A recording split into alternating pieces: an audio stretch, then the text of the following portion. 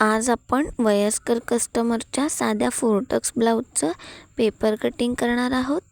तर त्यासाठी video skip न करता संपूर्ण पहा. इथे आपण पेपर डबल फोल्ड केला आहे, कारण एकाच वेळी पुढील आणि मागील दोन्ही भागाचं ड्राफ्टिंग कटिंग करणार आहोत. पाहताय ही आपली मापं आहेत. पूर्ण उंची आहे 12.5 इंच, कंबर आहे 28.5 इंच, छाती 32 इंच, शोल्डर 5.5 इंच, पुढील गळा 5 इंच, मागील गळा 6 इंच, बाही लांबी 7.5, दंडघेर 4.5 आणि मुंढा 7 इंच. ही सगळी मापं तयार ब्लाऊजवरून घेतली आहेत. तयार ब्लाऊजवरून मापं कशी घ्यायची त्याचासुद्धा व्हिडिओ आपल्या चॅनलवर आहे, तो सुद्धा नक्की पहा. मापं टाकत असताना सुरुवातीला आपण पूर्ण उंची टाकत असतो, तर फोरटक्स ब्लाऊजमध्ये पूर्ण उंचीमध्ये 1 इंच ॲड करायचं असतं. तर ब्लाऊजची पूर्ण उंची आहे 12.5 इंच, त्यामध्ये 1 इंच ॲड करून इथे 13.5 इंचाला मार्क करून सरळ लाईन आखून घेऊयात. त्यानंतर शोल्डरचं माप टाकतोय. इथे लक्षात घ्या, जेव्हा आपला मागील गळा हा डीप नेक असतो तेव्हा आपले शोल्डर हे कमी होत असतात आणि मागील गळा जेव्हा वरती असतो तेव्हा शोल्डर आपले वाढत असतात. इथे गळा खोलीनुसार शोल्डर घेतोय आपण 6 इंच. त्यानंतर तिथूनच खालच्या साईडला मुंढा खोलीसाठी 6.5 इंचाला मार्क करा. पुन्हा बंद बाजूकडून 6 इंचाला मार्क करून आता हे सगळे पॉईंट्स जोडत इथे आपण बॉक्स तयार करून घेतोय. अशा पद्धतीने मार्क केल्याने मुंढा रेषा आणि छाती रेषा अगदी सरळ रेषेत येतात. त्यानंतर छाती रेषेवर छातीचा चौथा भाग आणि त्यामध्ये 1 इंच शिलाई मार्जिन. इथं शिलाई मार्जिन तुमच्या आवडीनुसार कमी जास्ती करू शकता. मी इथे फक्त 1 इंच घेतलं आहे. त्यानंतर कमरेच्या रेषेवर कमरेचा चौथा भाग आणि त्यामध्ये 1 इंच शिलाई मार्जिन. आता मार्जिन रेषा आणि फिटिंग रेषा इथे जोडून घेऊयात, म्हणजेच आपल्याला मापं टाकायला सोपं जातं. त्यानंतर गळारुंदी घेतोय 2 इंच. जर तुम्ही ब्लाऊजला पायपिंग करणार असाल तर गळारुंदी 2.25 इंच घेतली तरीसुद्धा चालेल. पुढील गळा आहे 5 इंच, त्यामध्ये अर्धा इंच शिवण्यात असं 5.5 इंचाला मार्क करून खालच्या साईडला गळ्याची खोली 2.25 इंच घेतोय. इथे खालच्या साईडला आपण 1/2 इंच एक्स्ट्रा घेतलं, कारण आपला पुढील गळा हा खेचल्यासारखा वाटत नाही. आता हे सगळे पॉईंट्स जोडत इथे आपण हा बॉक्स ड्रॉ करून घेऊयात. यामध्ये मी साध्या गोल गळ्याचा शेप ड्रॉ करून घेते. आता मुंढ्याचे मार्क करूया. मध्यातून मागील मुंड्यासाठी 1.25 इंचाला मार्क करा. तिथूनच अर्धा इंच आतल्या साईडला पुढील मुंड्यासाठी. त्यानंतर मुंढा लाईनचा मध्य काढून घ्या. त्यानंतर फिटिंग लाईनच्या इथून 1/2 इंच खालच्या साईडला येत इथे आपण दोन्ही मुंड्याचे शेप ड्रॉ करून घेतोय.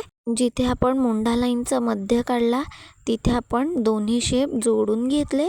पुढील मुंड्याचा शेप देत असताना एक रेषा इतपत आतल्या साईडला या.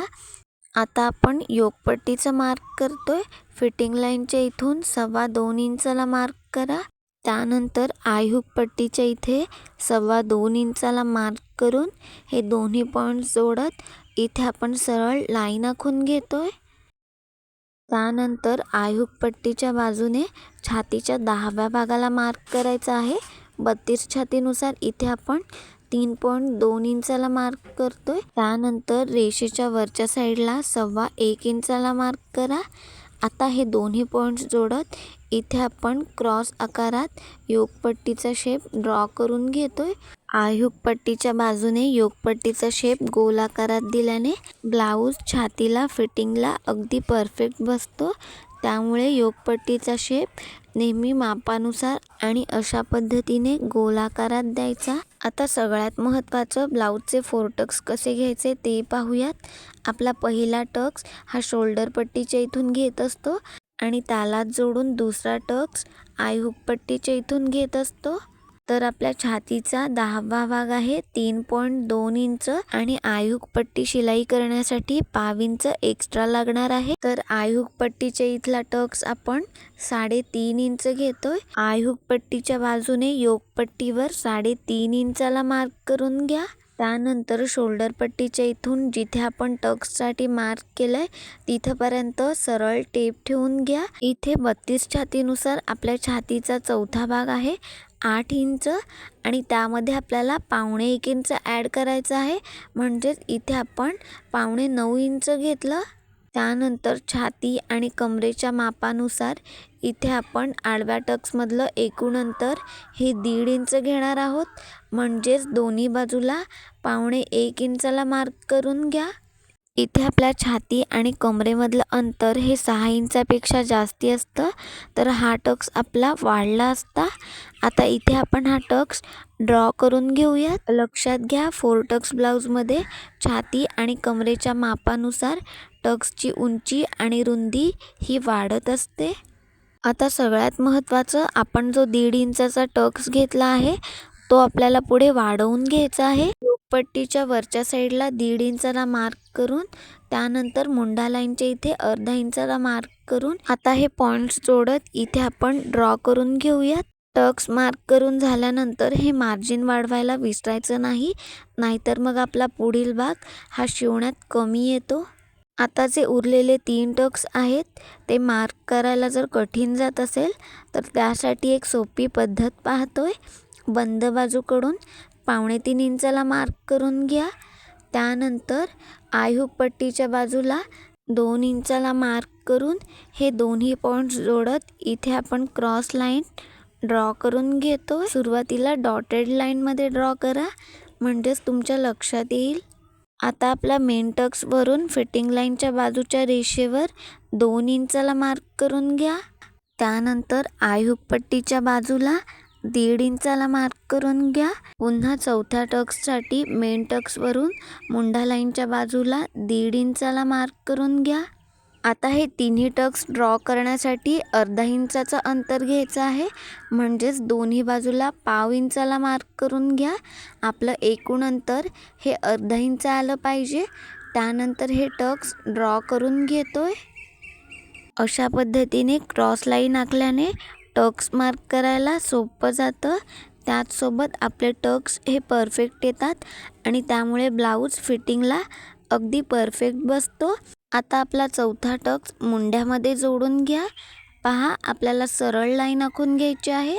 मुंढा रेषेच्या पुढे आपण जे अर्धा इंच मार्जिन वाढवून घेतलं होतं त्याचा इथे आपण टक्स ड्रॉ करून घेतोय। एकूण अर्धा इंचाचा टक्स इथे आपण ड्रॉ करून घेतला। जर नवीन शिकत असाल तर अशा पद्धतीने टक्स नक्की ड्रॉ करून पहा, अगदी सोपी पद्धत आहे। त्यानंतर योक पट्टीच्या पुढे 1 इंच एक्स्ट्रा मार्जिन वाढवतोय, जेणेकरून आपल्याला शिवण्यात कमी येणार नाही। पहा, इथे आपण सरळ लाईन ड्रॉ करून घेतली। आता पुढील भागातून मागील भाग सेपरेट कसा करावा ते पाहूयात। त्यासाठी आपण योक पट्टीपासून कटिंग करायला सुरुवात करतोय। खालच्या साईडला आपला मागील भाग आहे, म्हणून आपण योक पट्टीच्या इथून मार्जिन सोडत अशा पद्धतीने कटिंग करून घेतोय। आता आपल्याला मागील मुंड्याचा शेप आहे असा कटिंग करून घ्यायचा आहे। ड्राफ्टिंग सोबत कटिंग करणं सुद्धा फार महत्त्वाचं आहे, त्यामुळे व्हिडिओ स्किप न करता पहा, तेव्हाच तुमच्या लक्षात येईल। आता आपण पुढील भागातून मागील भाग सेपरेट करून घेतोय। आता मागील भागात काही बदल करायचे आहेत। सुरुवातीला छाती रेषेवर छातीचा चौथा भाग आणि त्यामध्ये 1 इंच शिलाई मार्जिन। त्यानंतर कमरेच्या रेषेवर कमरेचा चौथा भाग, 1 इंच बॅक साईडचा टक्स आणि 1 इंच शिलाई मार्जिन। आता मार्जिन रेषा आणि फिटिंग रेषा जोडून घेतोय।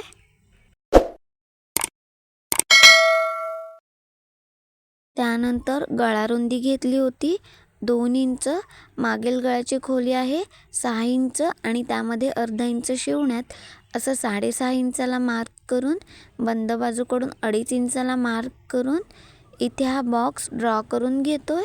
आता मागील गळ्यासाठी या बॉक्समध्ये तुमच्या आवडीनुसार कोणत्याही गळ्याचा शेप ड्रॉ करून घ्या। मी इथे साध्या गोल गळ्याचा शेप ड्रॉ करून घेते. आता आपण जे एक्स्ट्राचं उरलेलं पेपर आहे ते कटिंग करून घेतोय. गळ्याचा आकारसुद्धा आहे असा कटिंग करून घ्या. आता मागील भागाचे टक्स ड्रॉ करतोय. बंद बाजूकडून 4 इंचाला मार्क करून दोन्ही बाजूला अर्धा अर्धा इंच घ्या. त्यानंतर उभा टक्स आपण 4.5 इंच घेतोय. आता हा टक्स ड्रॉ करून घ्या. मागील भागाचे टक्स घेताना आपल्या उंचीनुसार लांबी आणि रुंदी बदलत असते. इथे आपला 32 छातीच्या मागील भागाचं ड्राफ्टिंग कटिंग झालं. आता आपण पुढील भाग घेतोय. पुढील भागात सुद्धा काही बदल करायचे आहेत. सुरुवातीला आपण योगपट्टी सेपरेट करून घेतोय. आता योगपट्टीच्या पुढल्या बाजूला जे एक्स्ट्राचं पेपर आहे ते कटिंग करून घ्या. त्यानंतर पुढील मुंडाचा शेप आहे असा कटिंग करून घेतोय. आता पुढील गळ्याचा शेप आहे असा कटिंग करून घ्या. इथे आपण पुढील भाग तयार करून घेतला. लक्षात घ्या, योगपट्टी कापडावर कटिंग करते वेळेस खालच्या साईडला अर्धा इंच आपल्याला एक्स्ट्रा लागणार आहे शिलाई मार्जिनसाठी. त्यामुळे कापडावर कटिंग करते वेळेस योगपट्टीच्या खालच्या साईडने अर्धा इंच मार्जिन वाढवायला विसरू नका. इथे आपल्या पुढील भागाचं सुद्धा ड्राफ्टिंग कटिंग झालं. आता पुढील भाग बाजूला ठेवून बाही कशी कटिंग करावी ते पाहूयात. इथे आपण पेपर फोल्ड करून घेतला आहे. समोरच्या साईडला याची ओपन बाजू आहे. आपल्या बाहीची पूर्ण उंची आहे 7.5 इंच. तर त्यामध्ये इथे आपण 1.5 इंच एक्स्ट्रा मार्जिन घेतलंय, कारण ही आपली बिना अस्तरची बाही आहे. जर तुमची अस्तरची बाही असेल तर त्यामध्ये 1 इंच मार्जिन घ्या. इथे आपण 1.5 इंच ॲड करून 9 इंचाला मार्क करून वरच्या साईडने सरळ लाईन ड्रॉ करून घ्या. त्यानंतर बाहीची घडी छातीच्या चौथ्या भागाप्रमाणे घ्यायची. 32 छातीनुसार इथे आपण छातीची घडी 8 इंच घेतोय. बंद बाजूकडून 8 इंचाला मार्क करून इथे हा बॉक्स ड्रॉ करून घेऊयात. त्यानंतर ओपन बाजूकडे कॅफ हाईट टाकत असतो. कॅफ हाईट नेहमी छातीच्या 12व्या भागाप्रमाणे टाकायची. 32चा 12वा भाग येतो 2.6 इंच. इथे आपण 2.6 इंचाला मार्क करून अर्ध्यात लाईन ड्रॉ करून घेऊयात. आता कॅफ हाईटमधून जे आपण 1 इंच शिलाई मार्जिन घेतलंय ते मायनस करून घ्यायचं आहे. त्यानंतर बंद बाजूपासून मार्जिन लाईनपर्यंत क्रॉस लाईन ड्रॉ करून घ्या. आता ह्या लाईनचा मध्य काढून घेऊयात. टेप अशा पद्धतीने ठेवून मध्यात फोल्ड करून मध्यात मार्क करून घ्या. आता बंद बाजूकडून 1 इंच आतल्या साईडला मार्क करून घ्या. जिथे आपण लाईनचा मध्य काढला तिथे वरच्या साईडला अर्धा इंचाला मार्क करा. आता हे दोन्ही पॉईंट्स जोडत इथे आपण मागील मुंडाचा शेप ड्रॉ करून घेतोय. त्यानंतर मध्यातून फिटिंग लाईनपर्यंतचा मध्य काढून घ्या. टेप अशा पद्धतीने ठेवून मध्यात फोल्ड करून घ्या. आता जिथे आपण मध्य काढलाय तिथे खालच्या साईडला पाव इंचाला मार्क करा.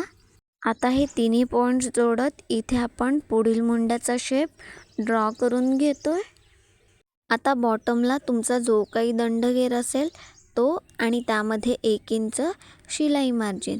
आता इथे मार्जिन लाईन आणि फिटिंग लाईन दोन्ही लाईन इथे आपण जोडून घेतोय. पहा, इथे आपल्या बाहीचं ड्राफ्टिंग झालंय. ड्राफ्टिंग सोबत कटिंग करणं सुद्धा फार महत्त्वाचं आहे. सुरुवातीला मार्जिन रेषा कटिंग करत मागील मुंडाचा शेप आहे असा कटिंग करून घ्या. त्यानंतरच बाही ओपन करून पुढील मुंडाचा शेप आहे असा कटिंग करून घ्या. इथे आपल्या 32 छातीच्या बाहीचं संपूर्ण ड्राफ्टिंग कटिंग झालं आहे. आज आपण अगदी सोप्या पद्धतीने 32 छातीच्या साध्या ब्लाऊजचं संपूर्ण ड्राफ्टिंग आणि कटिंग पाहिलं. व्हिडिओ संपूर्ण पाहिल्याबद्दल मनापासून धन्यवाद.